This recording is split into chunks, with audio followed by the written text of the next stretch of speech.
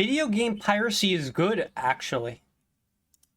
Disclaimer, everything said in this video is for the purposes of entertainment and satire. I am not a lawyer. None of the opinions expressed are meant to be taken as serious legal advice or argument. Any reference to illegal actions are entirely hypothetical. Piracy is amazing, and you should do it in real life as much as possible. What a great start. I love how he has that disclaimer, and then immediately he's like, yeah, you should pirate video games. This is not a joke. Go out and pirate something right now.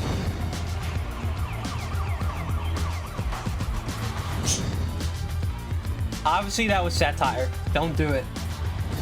Alright, I've probably lost some of you already with the title of this video and that opening bit. Piracy, especially as it relates to video games, has become a very complicated topic. Perhaps even the most complicated topic, since it simultaneously deals with legality, morality, and ethics, which I don't know if you knew. By the way, let's get this straight. When it comes to morality, it's extremely difficult for me. I understand stealing is immoral. It's extremely difficult for me to feel any sort of guilt towards stealing something that has no value.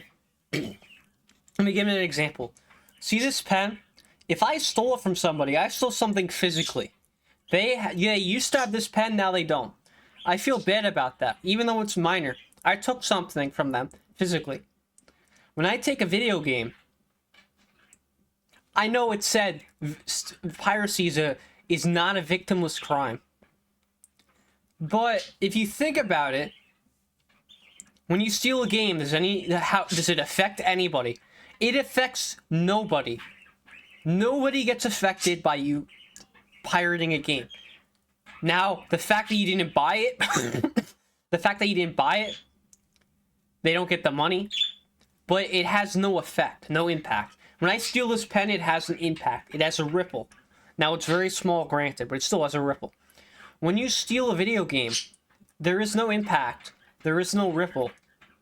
Nobody's affected. And because it has no value.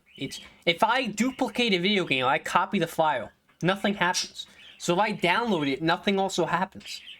So even though I understand that's immoral, it's really hard for me to get behind feeling guilty about stealing a video game. And to have pretty extreme opinions about. A lot of big companies and people online villainize piracy and make it out to be much worse than I think it actually is. Well, no matter how much you villainize it, isn't going to stop me from doing it. Straight up lying about it to try and condemn the people who do it. So I thought it would be fun to go through a bit of a defense of piracy and try to debunk a lot of these myths. My patrons also voted for me to make this video, so if I go to jail for this, I'm blaming you. To give a quick definition, piracy is any act of robbery or criminal violence by a ship or its crew upon another ship or... Wait, no, that's I not think it. that's Piracy is broadly defined as... Read the second version. There's probably that's probably the number one definition. Read the second. The unauthorized copying or distribution of copyrighted works. There you go. A lot of people are quick to say it's theft, including Joe Biden back in 2011. And that's definitely how anti-piracy groups would like you to see it. In fact, they started an ad campaign in the 80s that invented the term piracy is theft in an attempt to villainize copying software. But that's not going to stop me. I'm sorry. Just because you try and shame me for doing it and try and make it illegal does not make me feel any worse or any better for doing it. And I don't even like to justify it because I don't care. But I can't, I'm being honest, I don't feel any sort of sense of guilt. Like if I stole a pen from somebody, I feel guilty afterwards. I don't feel any guilt ever stealing a game, even from an indie developer. I feel no guilt from it. I just want to start by clearing this up. Piracy is just copyright infringement. They are synonymous. When you do a piracy, the only law being broken is copyright. There is no theft or stealing involved. Let me explain. If I rob a GameStop, they actively lose out on all the copies of Forspoken that I might take Yeah, it's like stealing a pen from somebody. It's something that physically exists that you took that they now no longer have. It's something that physically exists. Those copies might not be worth a lot because I don't think anyone bought that game, but GameStop doesn't have them anymore, which is what makes it theft. But even if I make 1 trillion copies of Big Mother Truckers 2 Truck Me Harder, real game by the way, and give them to all my friends, the developers didn't lose a thing. Yeah, they don't notice. There's no way for them to tell. Nothing was taken, no theft occurred. and this is backed by the US government, ever since Dowling v. United States in 1985, where they agreed that interference with copyright, aka piracy, does not easily equate with theft, conversion, or fraud. Which means I could duplicate a game a gazillion times as backups. Now, usually for the normal person, you have 2. But if I backed up like 3 versions of a game, that's fine. Of a copyright does not assume physical control over the copyright, nor wholly deprive its owner of its use. Also, a lot of people love misusing the term piracy. By the way, if I duplicate the copy and put it on DVDs, now that's suddenly becomes more of a gray area. Now you can only have one of those. To just describe any time they think people owe them money. Adblock, for example, has nothing to do with copyright. Watching this video and blocking all the ads isn't even related to distribution or copying. And there's no law saying that you have to watch ads on videos. So when companies like German media conglomerate Axel Springer try suing ad blockers for piracy, they always lose in court. This should be obvious, but just because you want more money from people doesn't mean they're pirating from you. Not making someone more money isn't a crime. Otherwise, I could say that this video is sponsored by Gamersupps and then have you arrested if you don't buy something from them, because I could have potentially made a sale from every person that watches this video. Anyway, this video is sponsored by... By the way, I think, like, here's what I think would happen. If everyone started using ad blockers, and I mean everyone, if everyone that watched YouTube used an ad blocker, even on their phone, then I think YouTube would be forced to make people to pay for a subscription. I think that's what would happen. Gamersupps, a 0-calorie energy drink formula that's tastier and cheaper than energy drinks, but there it is. If you don't go to gamersupps.gg/Lextorious right now and save 10% off on your next order, I will have you sent to prison where you belong, you piece of shit. So if piracy isn't stealing because you're not taking anything, then what actually is it and why is it illegal? Well, you see, the whole point of copyright is that you have exclusive rights to the things you make. If I write a story, I don't just own the pages I wrote on, but the words on the page too. And I have full legal control over who has access to those words. All piracy is someone getting around that access. By the way, I don't think, even though it's illegal, and if you break the law, you should not expect to not face consequences. So if I pirate a video game and I go to jail for it, I'm not going to complain. Because I broke the law. If I break the law willingly, then I know what I'm getting into. That being said, I do not feel any sort of moral guilt for copyright infringement. I'm sorry, I don't.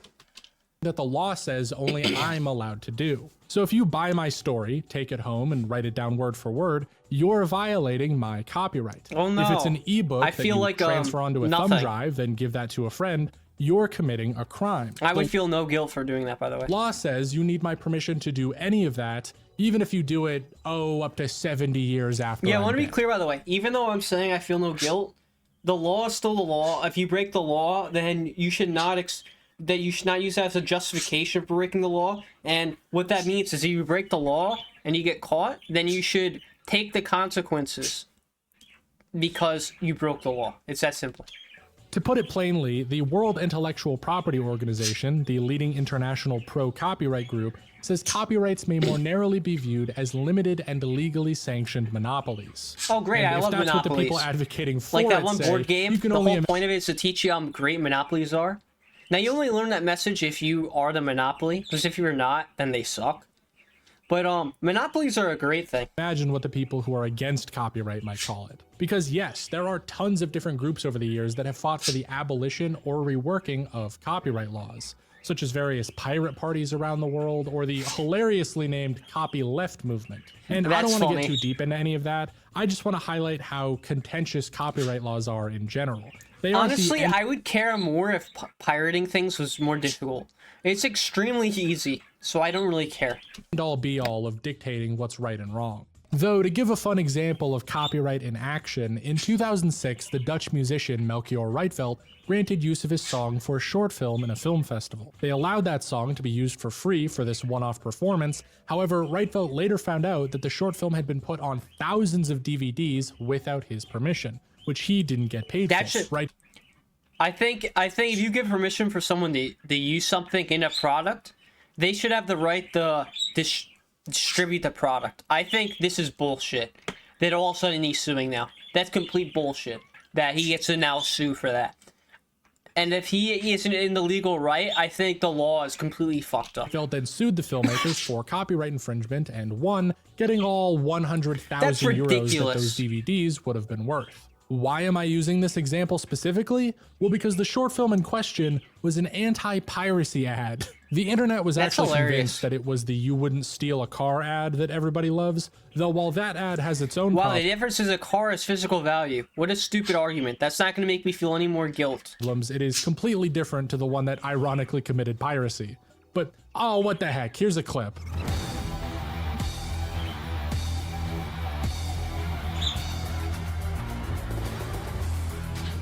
God, it is so good. And also, let's be real. The reason why everyone pirates is because there's no consequence for it. But that's the real reason. Let's not act like there's no justification to it. There's no morality about it. It's very simple. Even though it's illegal, unless you were distributing material, if you were downloading something online, you were not going to go to jail for it. So everyone does it. That's pretty much it. The part is that it has to remind you that stealing is against the law. I don't know why they had to add that, but it's a banger. And according to some sources, it increased rates of piracy because of how cool it made it look. There's a great report about the ineffectiveness of anti-piracy ads in general. By the way, people who torrent things are idiots. In 2024, there is no reason to torrent. Why should you not torrent? Let me explain why. One, in order to torrent and not get a DMCA strike, you need to buy a VPN. Or you can use one for free, and if it's for free, I wouldn't really trust it. So all of a sudden now you have to pay a subscription to get stuff for free, where the whole point is to spend $0. Why are you spending money to get something for free? What are you doing? Second, when you download something, there's no way to prove that you downloaded it. Okay. So your internet cannot prove that you downloaded something. So always go the download route or streaming.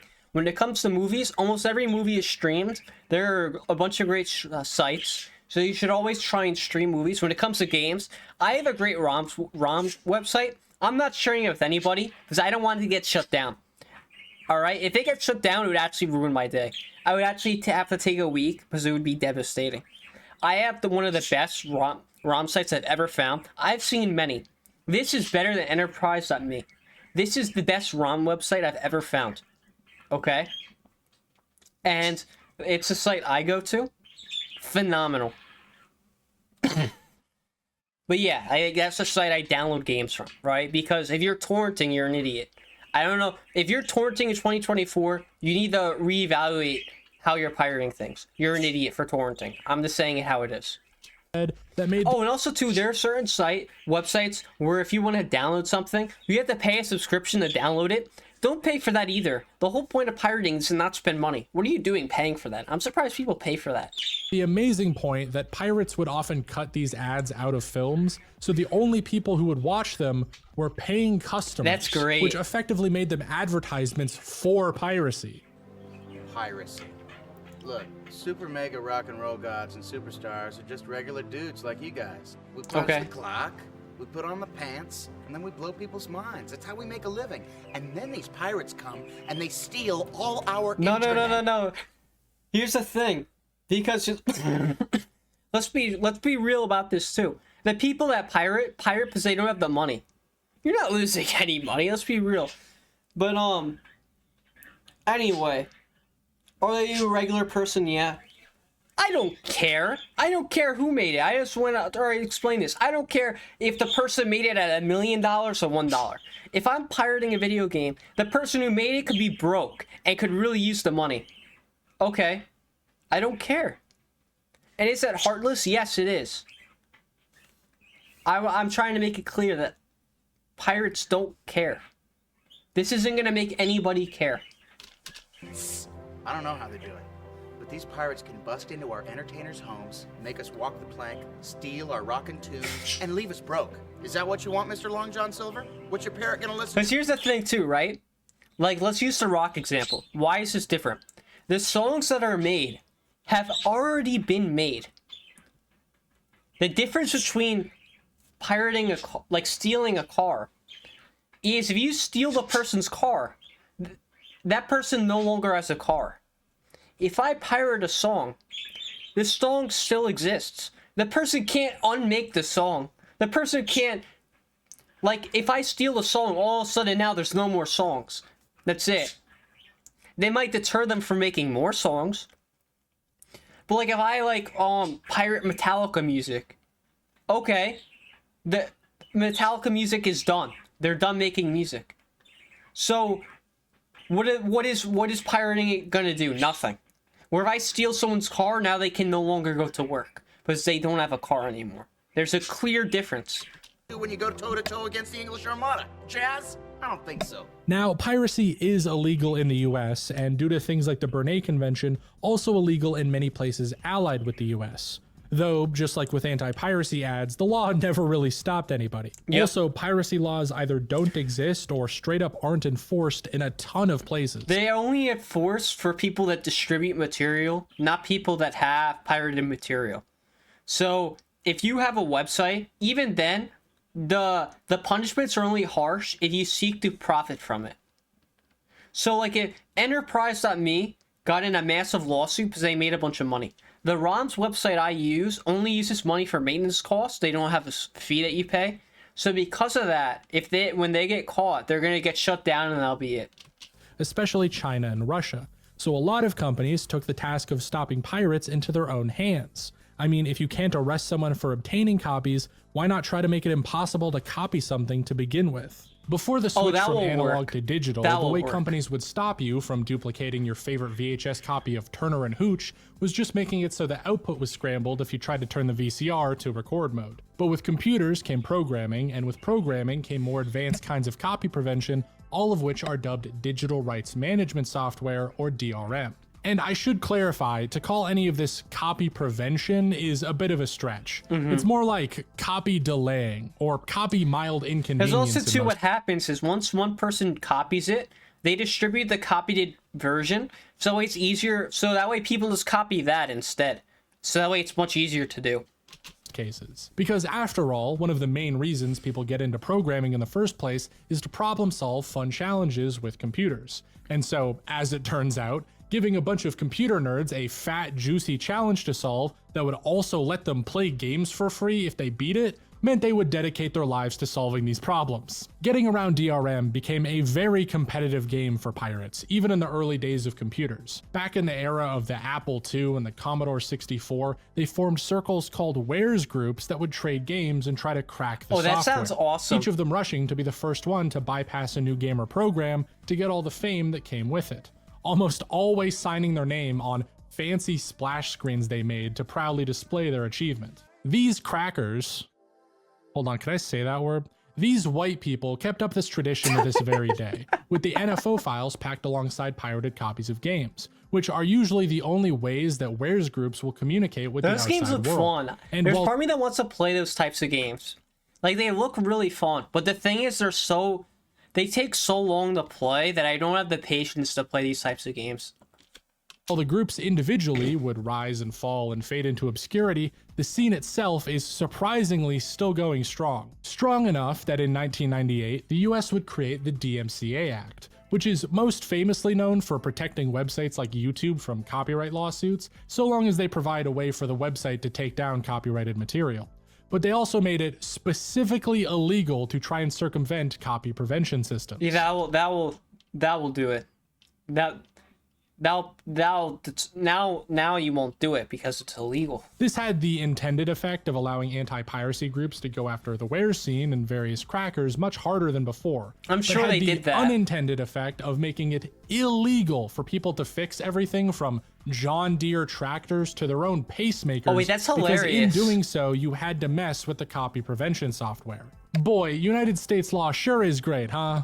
I think that internet swapping and trading of different things is pretty cool, man. Kids want to listen to music, you know? I don't think bands should be so concerned. Yeah, like, by the way, I want to talk about the extent of what I do. I have an MP3 player. This is how I like to listen to music, okay? I got this for like $80. It's got a battery life of 70, 80 hours. This thing's amazing, okay? Now, this music I listen to by putting music on an SD card. How do you think I get that music? Well, Spotify has this thing where you can download music. Now, do you think I want to pay for Spotify? I just spent $80 on this thing. Now I have this application on my computer that will let me download music from Spotify without paying. It's great. That's how I have all the songs on this thing. Making every penny that should be squeezed out of everything. It's like I want kids in Thailand to rock out when we show up to Thailand, you know? I don't care if they bought the record or not. They download it off their computer, right on. If they taped it off to their friend, Yeah, the music's right on. existed. Like it's music. done. Piracy as a whole then got a ton of notoriety around 1999 when a little website called Napster came out and dropped a fucking nuke on the music industry that it would never quite get over. So anti-piracy groups in the years following, as well as the I'm companies surprised making people DRM, pay for Spotify. That's why I got this. I didn't want to pay for Spotify, and I found it annoying to use my phone because the battery life is pretty bad on the phone anyway. If I carry this around with me, it has an 80-hour battery life. I only have to charge it like once a month, because I don't listen to music that much. So I only charge it like once a month, once every 2 weeks. And like, even when it's, even when it has low battery, it has like 20 hours left. So if I forget to charge it for a day, it's not a big deal. massively stepped up their game. One of the first big attempts at impossible to crack DRM was Star Force, which managed to keep Splinter Cell Chaos Theory unpirated for a world record 422 days. But Star Force also, unfortunately, required full control over your entire PC, couldn't be uninstalled, and ran so poorly that tech websites claimed it would brick your CD drive, which caused Ubisoft to be on the receiving end of a $5 million class action lawsuit for using it, and later caused them to drop it entirely. The software to replace Star Force was then SecureROM, which would physically measure where data was on your disk and then authenticate that data by making you activate your copy on an online server. And this was used on everything from Mass Effect to BioShock to GTA 4, with some pretty So how do okay people get results. around that? However, in order to work, it also, for some reason, required access to everything on your computer, also couldn't be uninstalled, would shut the game off if you ran any other programs, and would sometimes make you That's reactivate annoying. your copy as often as So I would imagine the solution is to get rid of this program, right? every 10 days, which landed EA with multiple lawsuits this time after they included it in the release of Spore. Good. And the cherry on top of all Wait, this, what's Spore? I've never went heard of on to that. become the most pirated game of all time in that's 2008. great. And there's a good chance it only got there because of how many people hated the DRM. Now, when I tell you that the next and most famous DRM software to come out, Denuvo, was made by the same people who made SecureROM, you should start to see a pattern here. Denuvo is the most sophisticated copy prevention we've seen so far. And by most sophisticated, I mean it took Wares Groups a whole month to crack games like Dragon Age Inquisition Wow. instead of the typical day. It then took 8 months to crack Rise of the Tomb Raider after Denuvo long rewrote the time. whole program from the ground up. And then Hitman 2 got cracked several days before launch. Oh, that's funny. Yeah. The way it works is obviously hush-hush, but the basic gist from what I've heard is that like SecureROM, it connects to servers to validate your game files. But instead of checking physical data on a disk, it makes a unique key for every computer it's installed on, then keeps the game's code encrypted and only decrypts it on the fly as long as that key remains valid. If that sounds insane to you, it should, because Denuvo has been proven to cause performance issues and slower Oh, load good. times So in games that's that the reason use to it, pirate the since game. sometimes it just can't All I decrypt needed. that data fast enough. Just to name a few examples, Devil May Cry 5 saw a 25% performance increase, Oh, that's and cool. Resident Evil Village got rid of major By the way, stutter- one of the things I like to do when I pirate games on PC, I have a nice little folder that I have the games run on. So that way, I have my own little way to launch them. And Steam actually will let you launch custom files on Steam. So I could run some games I pirate on Steam, I could run them through Steam. Now, the reason why I don't pirate every game on Steam is because, like, when Steam says the solution to piracy is a good service, Steam is right. There are a lot of Steam games I don't pirate for the simple reason that the Steam, the whole Steam interface and everything is so good that it's actually better than piracy, because you have Steam achievements. Now your friends could see what you're playing. You have workshops. You have all these features that make it better to just play the game normally than pirate it. stuttering issues after Capcom removed Denuvo from the games. And Tekken 7 director Katsuhiro Harada directly blamed Denuvo for the game having bad performance at launch. The worst part of all this to me is that just like how people who bought movies legally were the only ones who saw anti-piracy ads, people who buy games legally often get worse performance than they would from a pirated copy because of the DRM. So it's become a widespread practice for companies to remove Denuvo from their games the second it gets cracked, which leads to this absurdly hilarious situation what's the point of having where a it? game will come out, have performance issues, and the community has to wait for pirates to crack it That's so the Denuvo can be hilarious. removed to clear the issues up. Now, to clarify, Denuvo still massively increases the average time it takes to crack a game, sometimes giving up the goods instantly, but sometimes giving about a month before something gets pirated, maybe even a year if the game isn't popular enough to attract the few crackers who know how to break it. And the crackers themselves have had some pretty big ups and downs the last several years or so, with many groups disbanding or getting raided by the police, and a ton of That drama won't happening stop between people. members. That's This not gonna video stop doesn't anybody. really focus that much on them, but I'll link to a great Reddit thread that details a basic history of the scene and a lot of the drama that went on around one particular cracker, Empress. And I also suggest reading the Wikipedia article that just lists all the wares groups, because that's pretty fun too. Ultimately, despite how terrible and ineffective it is for a lot of games, publishers keep putting in Denuvo and DRM in general because it can hopefully keep their game locked up long enough to survive the initial sales window. They are terrified of piracy and are often willing to hurt the consumer in order to just delay the inevitable. By the way, I think this is fine. I think it actually makes sense to do this because I'm sure this does help sales enough. Like, there's a 20% performance decrease. Most people probably won't even notice anyway, and if that gets fixed in a month, the people that are gonna buy it are gonna buy it. So I think it makes sense for companies to do it. It's their game. They want to avoid piracy for a bit. It makes sense. So let's talk a little bit about why they're so afraid. I hear terrible things about piracy. I've been hearing them for decades. People love to say that piracy is costing the industry so much money and it's horrible and undermining everything. I think it cost movie industries more money, specifically live broadcasting. I think, like, my dad hasn't paid for a single NFL game. I'm sure, like, my dad was talking about how the NFL has to be losing so much money because of it. And I'm sure that's true. Because it's so easy to, like, pirate NFL games that there isn't really a reason to pay $100 to watch the NFL. And the worst part with the NFL is, if you don't pay for it, once you watch it live, that's it. You can't undo that. Listen, I don't see a lot of evidence for that.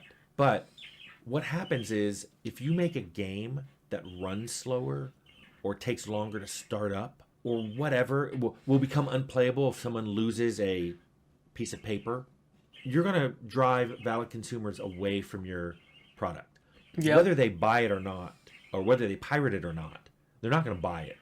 Because once someone pirates and they have wiped those measures, if the game's better because of it, if it runs faster, has a better frame rate, doesn't pause occasionally, starts up really fast, why would you want to play the valid one? Piracy's effect on sales is incredibly difficult to track.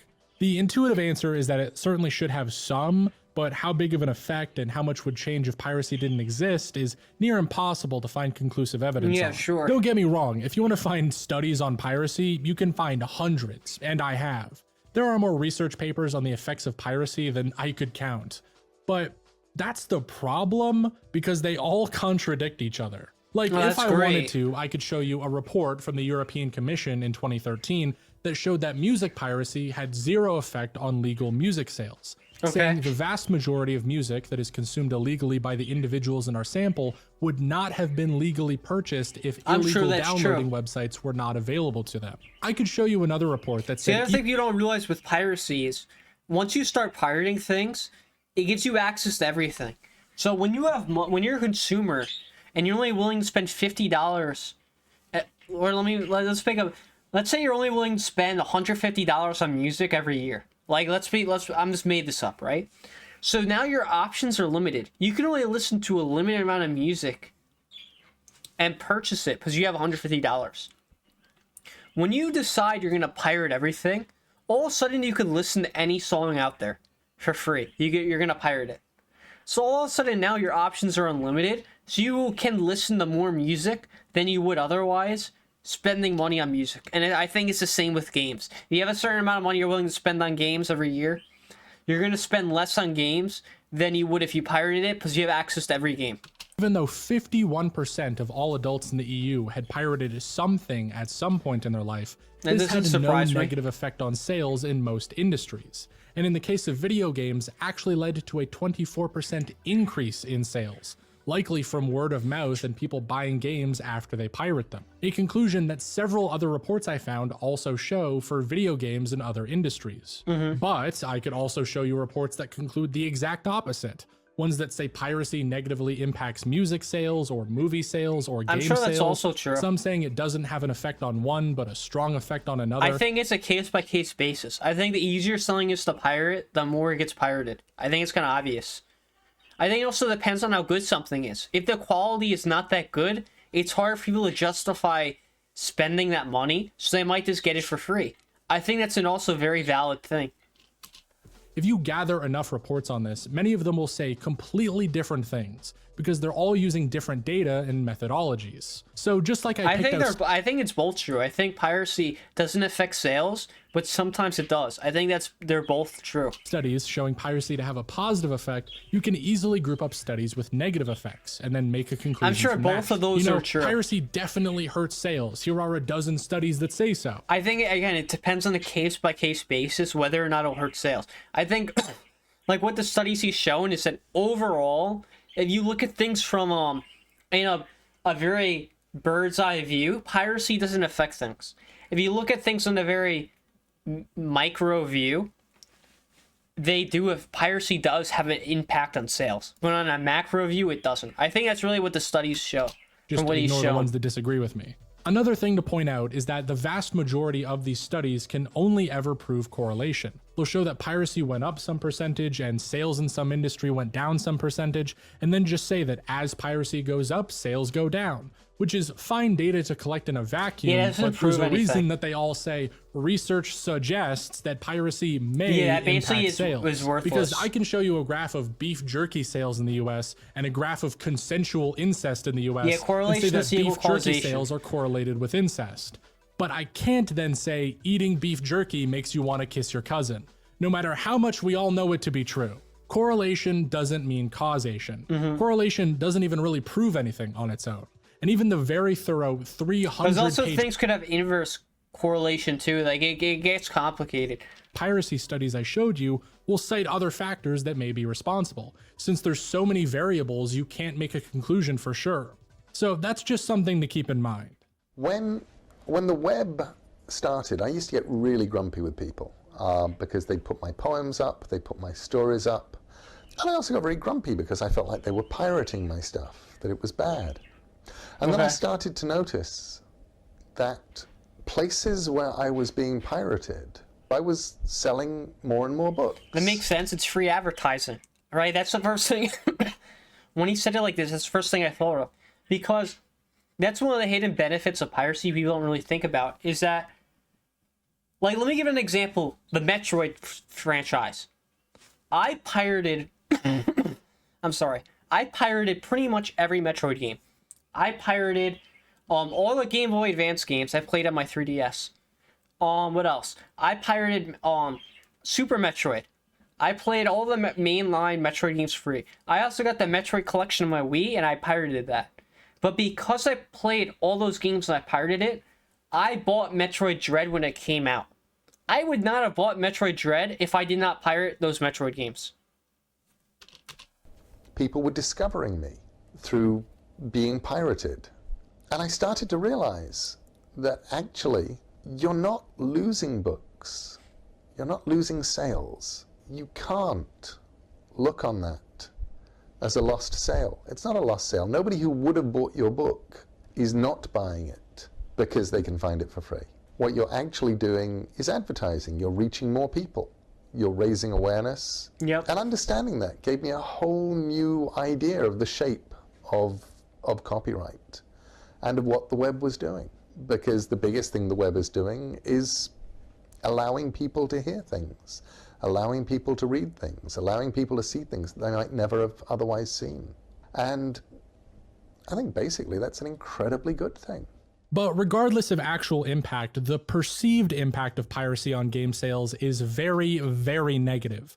Companies are quick to bring up piracy as a contributor to bad sales performance, and there's a reason so many do a deal with the devil that is DRM. Crytek, the company behind Crysis and Far Cry, even cited piracy as the main reason they stopped selling games exclusively on PC. According to the CEO, they somehow tracked how many people registered the game online and estimated that for every copy bought, 15 to 20 had been installed. Meaning, assuming the numbers are accurate, if even 10% of the pirates had bought the game, they would have doubled their revenue. But that's the issue they do.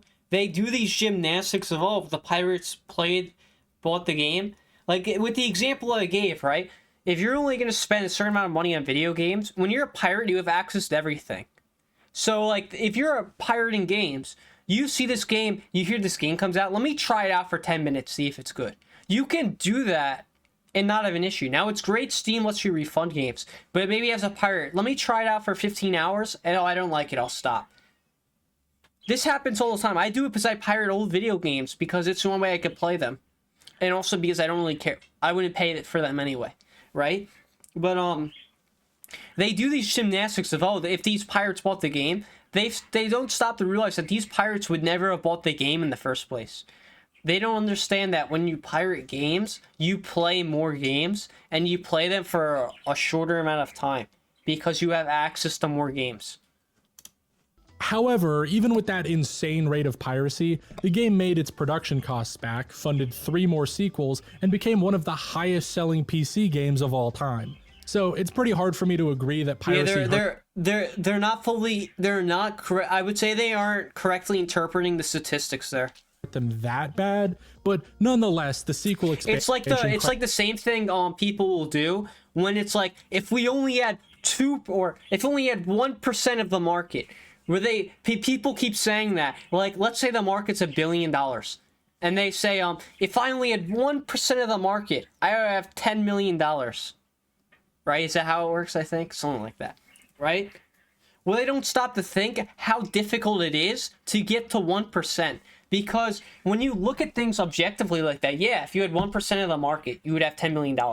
But you fail to realize that real life doesn't work in percentages. Real life works as a stepladder. You have to build your way up in a market. It takes room to grow. You have to look at your growth, not how much percent you can own. Because if you think, oh, if I only own 1%, you have the wrong mindset. I think that's the same kind of mistake people make with that. Is what they're using that same logic and applying it to pirates. Crysis Warhead launched with Secure ROM on it and was the last PC exclusive Crytek ever made. Here's where it gets interesting though. Half a decade later, in 2014, Crytek tried transitioning to the games as a service market, with the CEO claiming that every game they'd make from then on would be free to play and always online. But this was after some underwhelming sales from Crysis 3 and Rise Son of Rome, a game I'm sure everybody remembers, which put the company on the brink of bankruptcy. To tell you how bad it got, Crytek reduced the size of their company by 40%, shut down all but 2 of their studios, and sold off their rights to Homefront.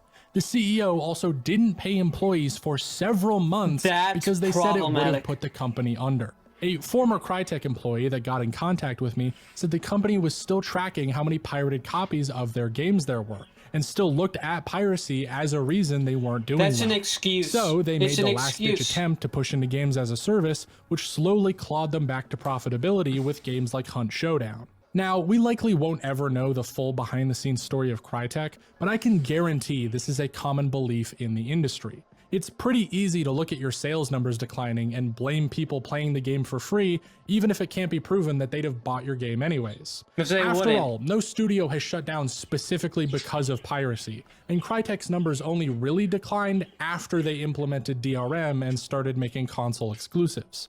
But even so, the hard-working employees making these games were the ones hurt in the end. And piracy is a very easy thing to blame for that. Also, an unrelated fun fact, in 2004, Crytek's offices were raided by German police for pirating software. Police didn't actually end up finding anything because it was a false alarm, so I just want to make that clear, but it is really funny. Now, this poor treatment That's just no. Why were they rated? Why would you put that stress on people that didn't of pirate? employees, or well, the Crytek CEO says that people were happy to not get paid, but I don't believe that for a second. This That's poor not treatment true. of employees is widespread. And as we've seen recently, often happens where piracy No, maybe it is. I mean, the kind of person that would have to work for free for 6 months, I don't know, maybe. doesn't. 2023 was the worst year for game developers on record. Over 1/3 of devs were laid off or knew someone who was, according to one survey. By the way, the Included reason for that was people are making bad games.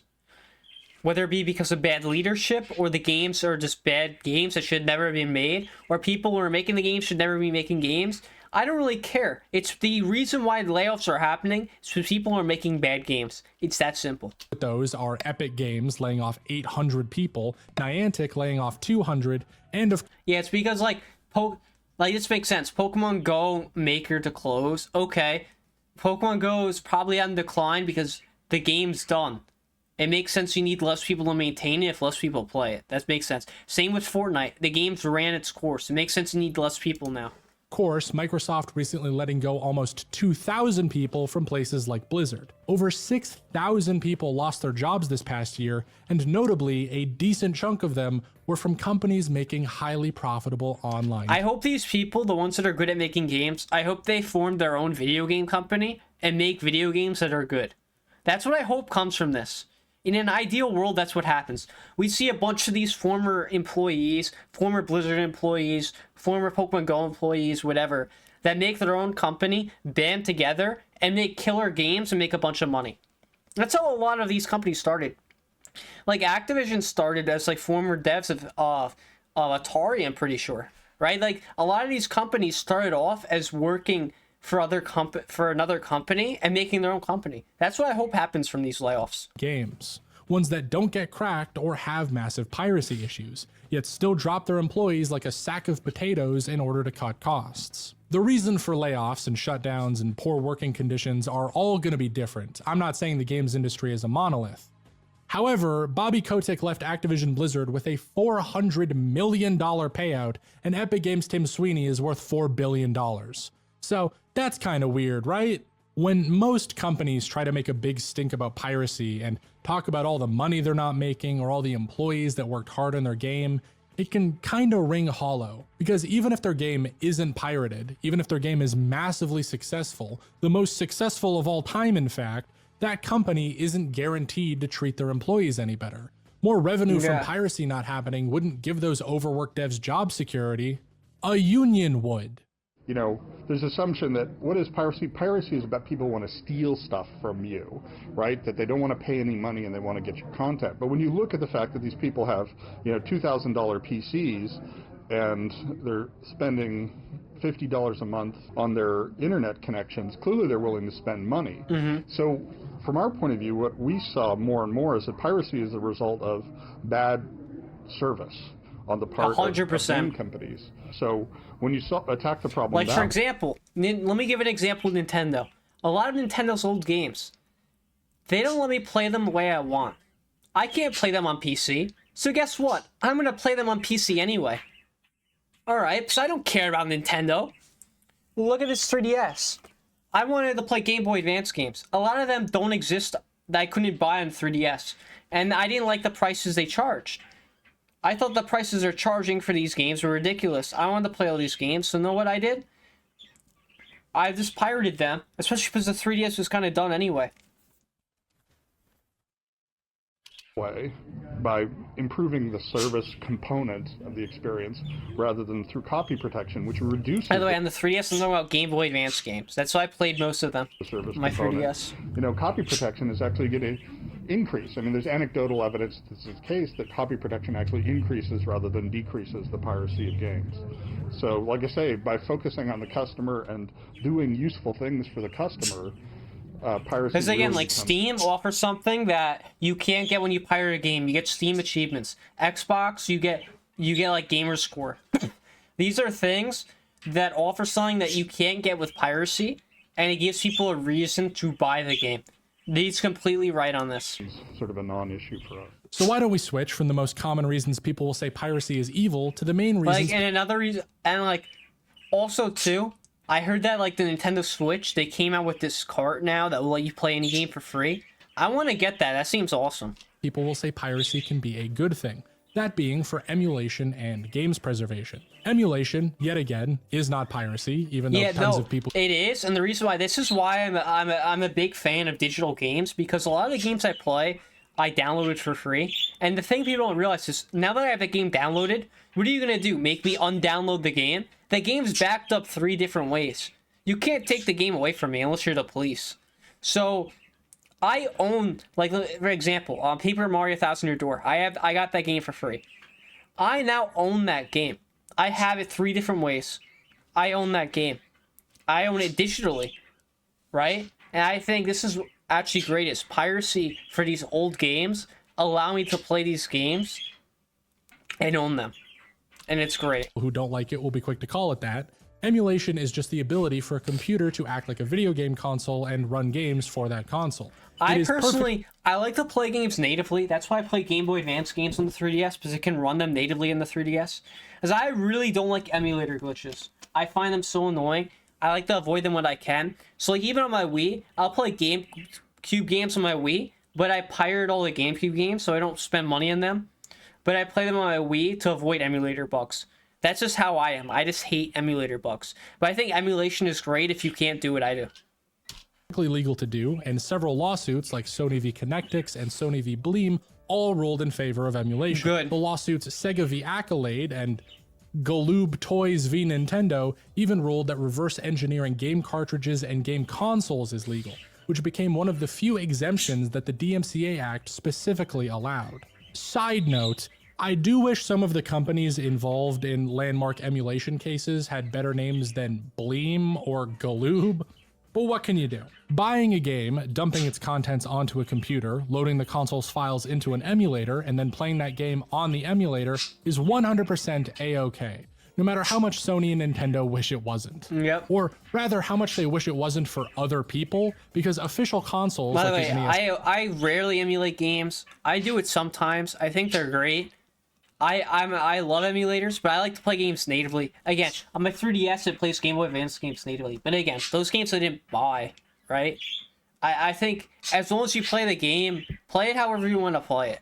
That's just the way I like to play PlayStation Classic are just emulators. And even HD re-releases of games like Parappa the Rappa on PS4 were found to be running PSP emulators that just upscaled the game. So emulation is perfectly fine. Even the companies that put Connectix and Bleem into bankruptcy due to all their lawsuits use it to sell their crappy little anniversary consoles. When we talk about piracy in regards to By the way, that actually the NES Classic actually got me into modding consoles. So that actually is a big plus for it. It was like the first time I ever hacked something, I put every Nintendo game on the console. So thank you Nintendo for making this, because I would not have gotten to hacking your 3DS if it wasn't for this NES Classic Edition. To sell their crappy little anniversary consoles. When we talk about piracy in regards to emulation, it's just the same as every other kind. People who don't legally dump ROMs, but just go ahead and download them instead. And buying games to play on emulators legally is not a very easy task. Again, he's forgetting about the smaller subset of people that pirate games to play them on consoles natively. I know I'm a small subset, but I think it's even better because you don't deal with emulation bugs. If you want to buy the original version of anything older than a couple console generations ago, you're probably going to have to go through a third That's party. the term for it. The term is you're an idiot. Like eBay. If you want to buy an N64, playing a real console with a cartridge, get the EverDrive 64. This is what you get. What are you going to do? Why are you buying a cartridge other than if you like collecting? This is what I got. But I also realized too, most of the N64 games I play on the Wii because it runs better. Some of them I can't. If I ever play Star Fox, for example, I'll play it on the N64 and I'll play it off the EverDrive. I love that thing. Which means none of your money is going to the people who made the game. And that's if the game is even for sale. By the way, the EverDrive, the people that make it, the creators of it live in Ukraine. So that's another cool thing about it. Since as we saw with the closure of the Nintendo eShop, there are thousands of digital titles that are just gone forever. No, they're not. You just download them on the internet. They're not gone forever. For pirated copies. In recent years, there have been major talks about games preservation, and piracy is often the only way... By the way, hacking the 3DS extremely easy. And I'm convinced anybody could do it. The hardest part is if you own a 3DS XL. The hardest part is taking off the back and unscrewing it. Now, if you wonder why the paint is low, it's because my hands are really sweaty. And that's one of the things I don't like about the new 3DS is the paint. Because if you have sweaty hands, it destroys it. Older titles can be preserved. Physical copies will degrade over time. Digital copies will be deleted from stores. But if you have a digital copy that you have on your PC, they can't get deleted. All the virtual console titles my parents got on the Wii are still there. Nintendo can't make me undownload them. I'm telling you, digital games are one of the best ways to own a game. As long as you can play without internet. But a copied ROM played on an emulator can be shared and... You own that ROM forever. No, and it will last forever. It's great. Archived forever, which is especially helpful when the company behind that game doesn't want to or sometimes can't officially sell it anymore. God, just as I was writing this video, Spec Ops: The Line got deleted from online storefronts. 2K says their license expired, so you just can't buy the game legally if you try. Just get it for free. Oh well. And this is a problem that goes beyond preservation and emulation for a lot of people. I've been focusing on the US a lot here, but gaming in other countries is a whole different story. Just last year, Steam made changes to their pricing, which removed regional currencies from places like Argentina and Turkey. And so many developers... I'm sure the reason I did that is because too many people use VPNs to pay for a cheaper price, and too many people abused it. I'm sure that's the real reason why. Price their AAA titles the same as the US, at around 40 to 60 USD.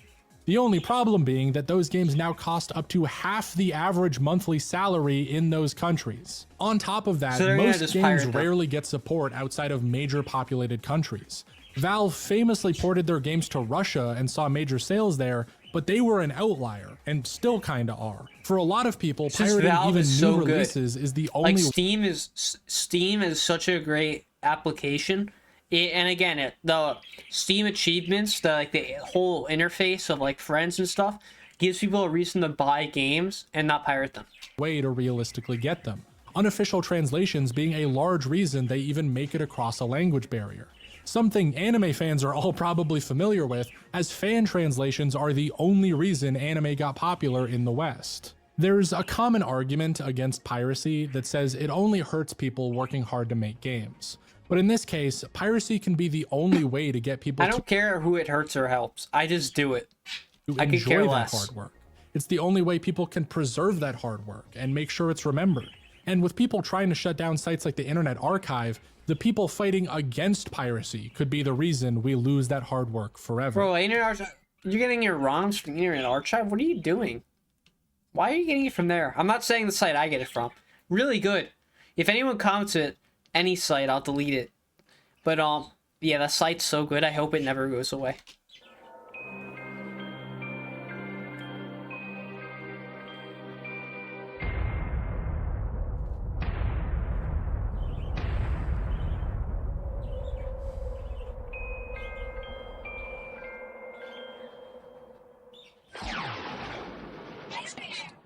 This whole video has been pretty difficult to make. You have no idea how many times I've gone back and rewritten sections of it to make better points or try to remove unnecessary fluff. I had whole long segments about copyright law and exemptions to it. I talked more about the early history of the cracking scene, but I just kind of realized that none of that really helped what I was saying, and I want the message of this video to be pretty clear. Being against piracy is easy. It's illegal, it hurts profits, it's stealing.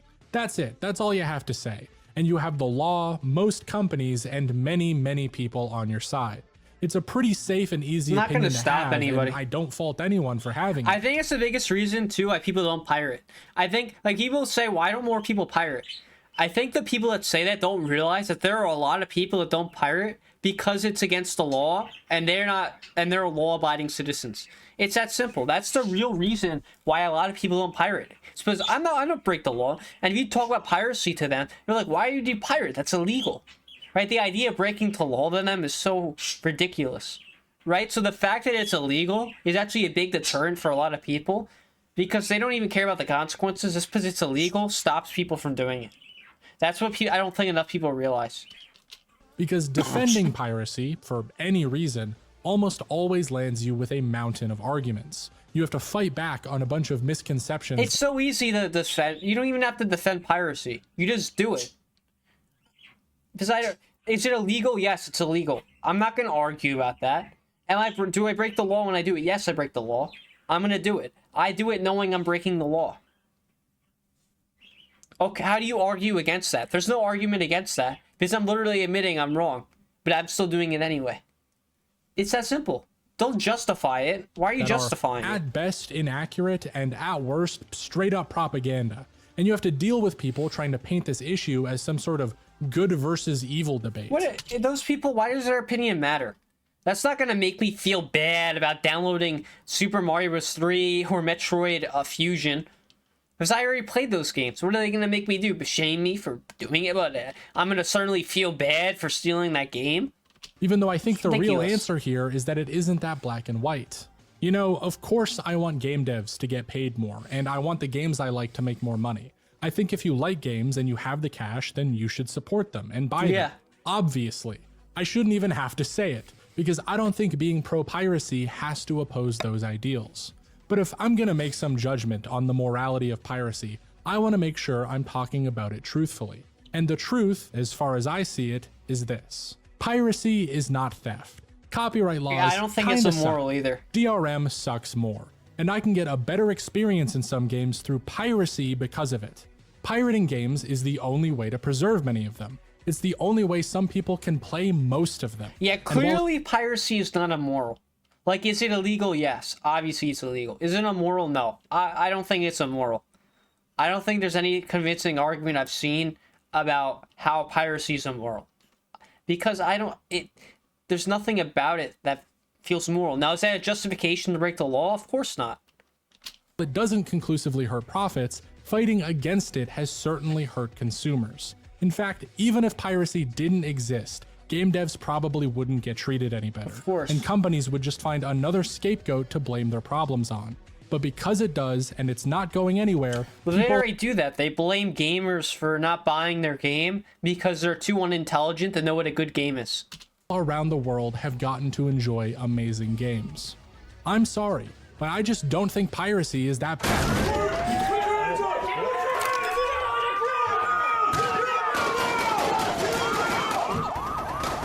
Is that pretty much it?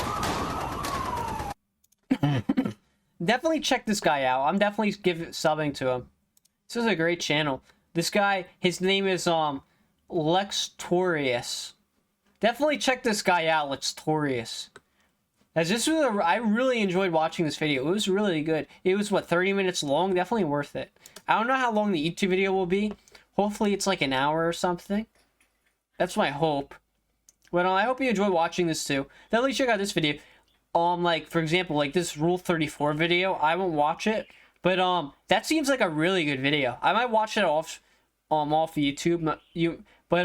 Definitely watch this. Like, that's a good video. You should watch after this video. What else? Some of these other videos, like what, 100 underrated YouTube channels you should watch. I might watch that.